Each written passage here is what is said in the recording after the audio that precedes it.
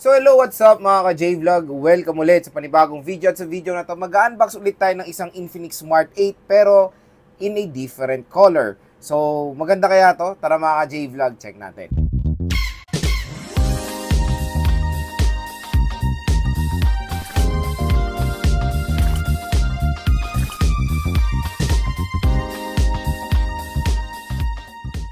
So yan, shoutout sa mga nakanood ng unboxing natin, review and game test of course ng Infinix Smart 8. Pero for today's video, ayan, nag-decide ako bumili ulit. Mag-unbox ng ibang color naman ng Infinix Smart 8 kasi magandang color variation na ma-offer ng Infinix Smart 8. And itong color na i-unbox natin for today is yung Galaxy White. Yung na-unbox natin nung December is yung color green. So color white naman yan, napakamura lang nito mga ka-J-Vlog pag bumili kayo sa sale nga. With voucher of course. So for as low as 2.8 nakakuha tayo ng Smart 8 pero nagmamahal to pag hindi sale. Pag wala rin kayong voucher, nasa 3 plus, minsan 4 plus. I think yung SRP na ito nasa 4 plus. Paiba-iba kasi mga J-Vlog kaya ganun siya. Pero nasa 4 plus yung SRP ng 8GB 128 na ng Infinix Smart 8. So 4GB lang yung physical RAM ha. So yun 4GB 128 pala kasi extended rin yung isa. So, meron siyang magic ring, yung parang nagiging dynamic island. So, na-review ko na ito mga J-Vlog. Gumawa ako ng separate video ng isang unboxing ng different color naman ng Infinix Smart 8. Baka naman may mapusuan kay ibang color, di ba?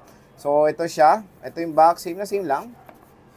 Sa likod, ayan yung kanyang quick specifications. Tulad na lang ang 9/3 screen refresh rate, 5,000 mAh battery, 13 megapixel dual camera, 200% volume and a side fingerprint scanner. So ito ay single speaker lang pero meron siyang feature na mas mataas yung volume up to 200%. Pero yung dual stereo speakers yung doon sa kapatid niya or yung sa kalaban niya, which is the Tecno Spark Go 2024. At kung interesado kayo dito, ilalagay ko yung link na ito sa description. So yan na siya, Infinix Smart 8. Umaya na yung color of course. Pero sa box, ayan yung loob, same rin. Meron tayo dito si, hindi to si Maring Jelly Case, si Maring Hard Case po ang included.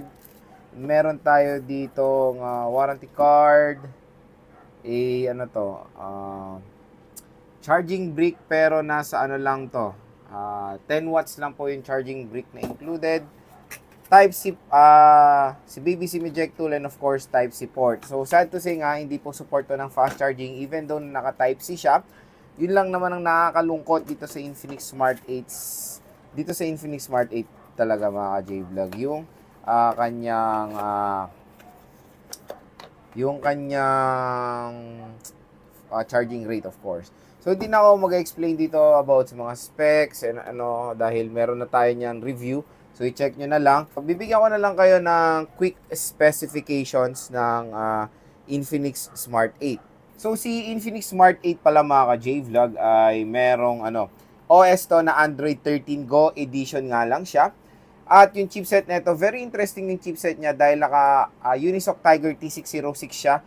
And ang maganda dito yung kanyang GPU with the GPU of Mali G57 na siya. So, doon tayo mag-focus talaga sa GPU niya G57. Napakalupit niyan. Ang taas niyan mga ka-J-Vlog. Okay yun for gaming. Nag-game test ko na to. Even Genshin Impact is playable dito sa Infinix Smart 8. Yun yung maganda dito. Tapos, yung battery rin niya mga J-Vlog ay mataas. Nasa 5,000 mAh battery. Pero nga sad to say, naka 10 watt charging rate lang si Infinix Smart 8. So, ayan, alisin natin yung plastic niya. At i-reveal na natin yung color na itong smartphone na to in 3, 2, 1. Galaxy White. Yawn. So, maganda yung Galaxy White. Malinis siya tignan. So, mas nagustuhan ko tong color na to mga J-Vlog, itong puti. Silver na siya, silverish siya na yun, puti dito sa likod. So, parang, ayun nga, silver white na rin siya. At yun nga, yung screen nito, yung screen display niya, 6.6 inches. IPS LCD display, mamaya open natin siya, pero tignan muna natin yung camera niya. So, dual camera setup lang to. With 13 megapixel main. And, AI lens lang ata yung secondary camera nito. Ito pangatlo is flash yan. Circular flash siya. So, syempre, disregard nyo na yung isang lente nito. Pinaka-importante dito is the main camera dahil I think very useless naman yung secondary camera. Parang marketing getup na lang yung AI lens na yan. Ang maganda dito, matte finish siya. Ayan. Matte finish. Tapos, sa right side is yung kanyang power button, / fingerprint scanner, and yung volume rocker. Sa taas naman ng smartphone, wala tayong makikita. Sa left side is yung SIM tray. Hindi po to hybrid, yun yung maganda rin dito. Sa baba is the 3.5mm headphone jack, microphone, USB Type-C port, and yung speaker grills. So, sa bibili rin itong Infinix Smart 8, meron na siyang pre-installed na screen protector out of the box. So, open na natin itong smartphone na to. Ayan, Infinix, powered by Android. So, ayan, open na natin si Infinix Smart 8. Syempre, maganda yung screen size nito, 6.6 inches.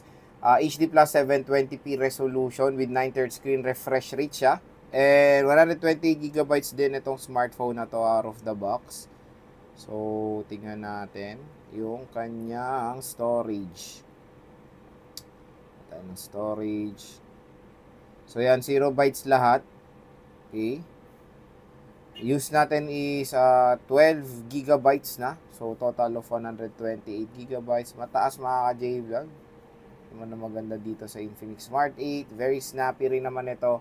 Since siya, 90Hz screen refresh rate siya. Pero, yun nga lang, nakakalungkot na naka-Go edition to. Kaya medyo nalilimitahan yung smartphone nga when it comes sa mga supported apps.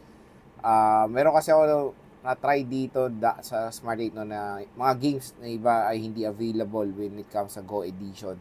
Pero hindi ko alam bakit nila to Gino Edition. Yung chipset kasi nito ay snappy naman, tapos mataas yung storage, tapos yung RAM, di ba? So, sana ginawa na lang nila tong standard na Android, di ba? Hindi na yung Go. Kasi hindi naman mababa chipset nito, to be honest. So, 90Hz screen refresh rate for smoother animation. Next is try natin ilagay si maring hard case. So, ito yung color white nga na Infinix Smart 8.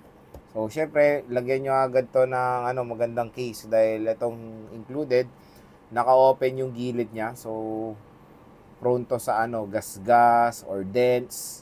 And hindi ganun mapoprotektahan netong case na to yung smartphone. Kaya bumili agad kayo ng mga gandang case. And of course, tempered glass din. So, gamitin nyo muna yung nakalagay na screen protector. After na marami ng gas-gas, palitan nyo na siya ng tempered glass. So, definitely, maganda to i-recommend mga J-Vlog, lalo na sa mga anak nyo, yung mga students lang, di ba, na kailangan nila smartphone, tapos makakalaro rin sila kahit paano dahil pwede rin ML dito or COD, makakalaro sila. And mataas yung storage, 120GB. Yung camera, okay rin yung camera nyo, which is yung main camera. Malinaw din naman.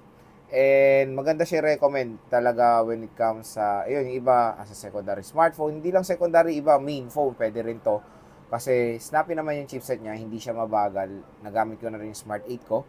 Ito napapansin ko sa Infinix, iba kasi rin sa akin, hindi nasusupport yung GCash.